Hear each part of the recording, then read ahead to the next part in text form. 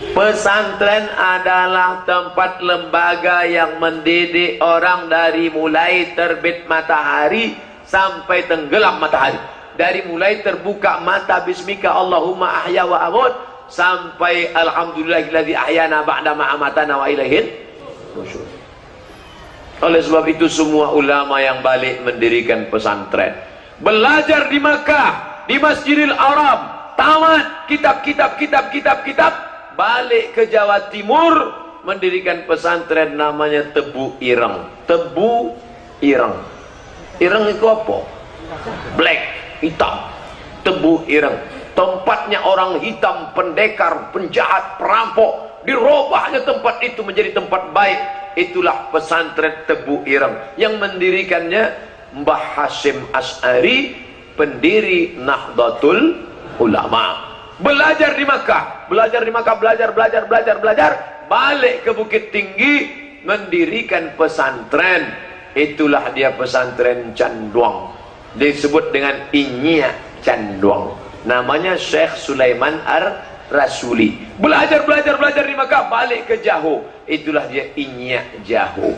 Inya Jaho sama Inya Canduang berteman akrab, mendirikan ormas, itulah Persatuan Tarbiyah Islamiyah. Jadi ulama dulu mendirikan. Syekh Zakaria Labaisati dari Padang Panjang juga mendirikan pesantren. Oleh sebab itu pesantren ini benteng terakhir NKRI. Allahu Akbar. Siapa yang bisa membentuk anak bapak ibu pendidikan agama? Di sekolah masuk jam 8 pagi, keluar jam 1 siang, 9, 10, 11, 12, 1 balik, 5 jam. Pondok pesantren, dari mulai cara berpakaian, cara mandi, cara makan, cara minum, kami diatur di pesantren 24 jam. 24 jam. Jadi kalau siapa yang mengejek tak mengerti pesantren, ini saya ceritakan tentang pesantren sedikit. Masuk ke pesantren, mulai diterima guru, jam diatur pakai lonceng, teng teng teng teng teng teng teng teng teng teng teng teng teng teng. Subuh jam 4 lonceng berbunyi, jam 4 bangun semua. Datang itu guru yang lembut pakai sejadah, bangun nak, bangun ya. Yang garang pakai batang sapu, kelempang lumpek awak sudah. Jam 4 subuh mandi bersih, berangkat ke masjid. Sampai di masjid baca Quran, menunggu azan subuh. Azan subuh, qobliyah subuh, solat subuh. Saking kan letih, mengantuk, gizi kurang, di sujud pertama banyak yang sekaligus sujud terakhir. Mengantuk. Habis itu balik ke asrama, membaca Quran lagi setengah jam sampai jam 6. Jam 6 pembagian kosakata. Satu kamar kosakata, satu kamar 20 orang. Adik-adik sebutkan kosakata. Miftahun, kunci. Miftahun, kunci. Tak boleh lagi pakai bahasa Indonesia. Di pesantren tak boleh pakai Indonesia. Bahasa Arab, bahasa Inggris. Bahasa Arab, bahasa Inggris. Yang ketahuan bahasa Indonesia ditangkap. Karena banyak razia, disebar mata-mata. Tapi saya tak pernah tertangkap. Kenapa? Saya diam aja. Setengah mati dia congkel saya. Tak mau diam aja. Nah, sampai nanti jam 6.30, bagi yang belum mandi-mandi, berseragam, baju tak boleh keluar, harus mengikat pinggang. Selamat, tak boleh merokok, tak boleh menonton, tak boleh pakai HP. Selamat, akidahnya selamat, otaknya selamat, pikirannya selamat. Masuk kelas jam 7.30, keluar main jam 10, masuk lagi, keluar zuhur, makan siang, sore masuk lagi, keluar asar. Habis asar olahraga, pramuka, senam, main bola, berenang, menembak, memanah, berkuda. Pesantren kami lengkap semuanya. Habis itu barulah kemudian mandi jam 6, bunyi lonceng jam 6 sore, sholat maghrib. Habis sholat maghrib, dari maghrib ke isya ngaji semuanya. Ngaji tak boleh, siapa yang main-main macam-macam. Habis itu sholat isya, habis sholat isya baru makan, habis makan baru boleh tidur jam 11 malam. Jadi yang memburukkan pesantren ini harus dimasukkan ke pesantren agak sebulan.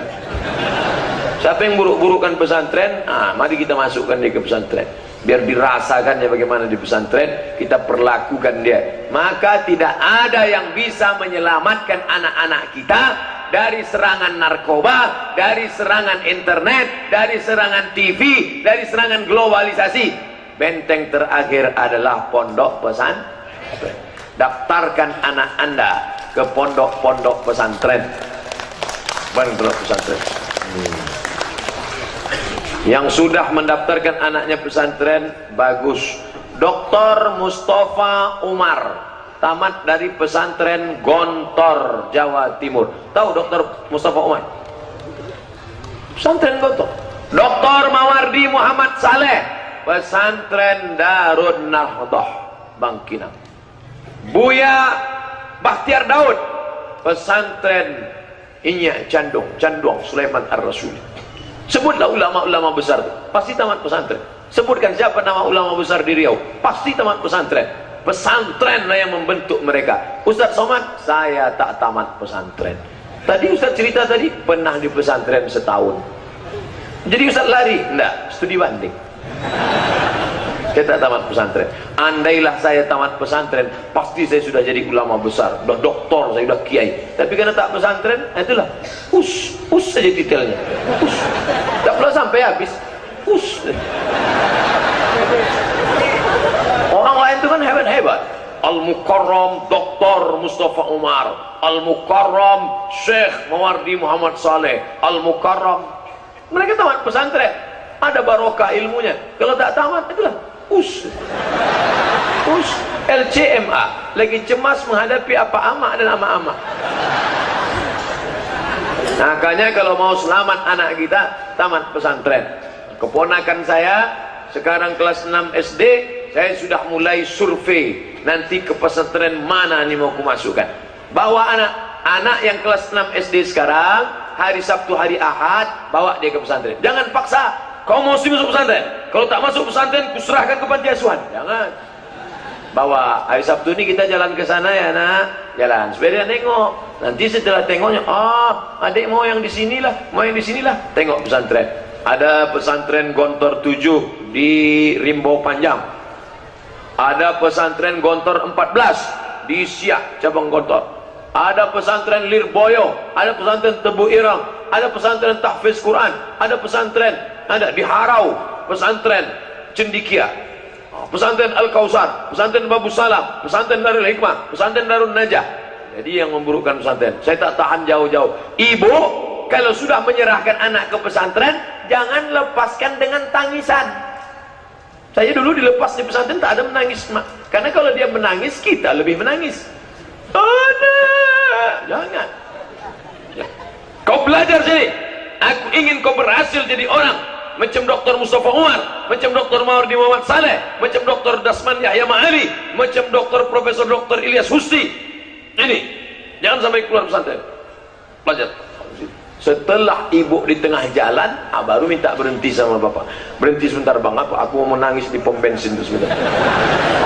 Berhenti di pom bensin, masuk kamar mandi, menangis lah. Jangan nangis depan dia, supaya tegar jiwanya. 4 tahun saya di Mesir, sekalipun mak saya tak pernah menelpon saya, menangis, bilang rindu, tak pernah. Sampai terpikir di otak saya, jangan-jangan aku ini anak angkat. Tenang. Saya bukan banyak adik-beradik, banyak orang dilepas jauh-jauh karena 17 orang. Sampai-sampai tak ingat maknya, kau anak aku juga ya. Saya adik-beradik tak banyak. Saya anak pertama, anak yang paling disayang, anak nomor berapa? Anak pertama, inilah dia. Adik saya nomor 2, tak ada perempuan, cuma 2. Tapi saya di sekolah kayaknya jauh, 4 tahun saya tak balik. Setelah itu, pas pulang baru saya tanya, Mak sayang tak sama aku? Sayang. Rindu tak sama aku? Rindu. Kenapa tak pernah nelpon bilang rindu? Kalau ku bilang rindu, kau balik. Kalau kau balik, nanti kau tak mau ke Mesir lagi, kau di kampung jadi hantu. Sayang anak, lepas-lepaskan. Sayang anak, tinggal-tinggalkan. Sayang anak, jauh-jauhkan. Sayang anak, bukan diletakkan di celah ketiak.